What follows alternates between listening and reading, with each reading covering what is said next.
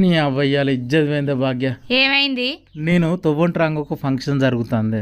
ఆడికి రాగానే chicken mutton మసాలాల వాసన గుమ్మగుమ్మలాడినాయే. ఇక పానం అంతా కొట్టుకొని నిమ్మలంగా అండ్లకు వేయన్నే. అండ్లకు ఓడితోటే 2 తలుపులు ఉన్నాయి. ఒక తలుపు మీదను బంధుమిత్రులు అని రాసి ఉన్నది, మళ్ళీ తలుపు మీద స్నేహితులైతే ఈనంగా అని రాసి ఉన్నది. స్నేహితులు అనే తలుపు నుండి నేను లోపలికి వేయన్నే. అండ్లకు వేయనాక మళ్ళా 2 తలుపులు ఉన్నాయే. ఒక తలుపు మీద ఆడ అని రాసి ఉన్నది, మళ్ళీ ఒక తలుపు మీద మగ అని రాసి ఉన్నది. నేను మొగ అని రాసున్న తలుపు నుంచి లోపలికి వేయన్నే. అండ్లకు వేయనాక మళ్ళా 2 తలుపులు ఉన్నాయే. ఒక తలుపు మీద బహుమతులు ఇచ్చేవారు అని రాసి ఉన్నది, మళ్ళీ తలుపు మీద బహుమతులు లేనివారు అని రాసి ఉన్నదే.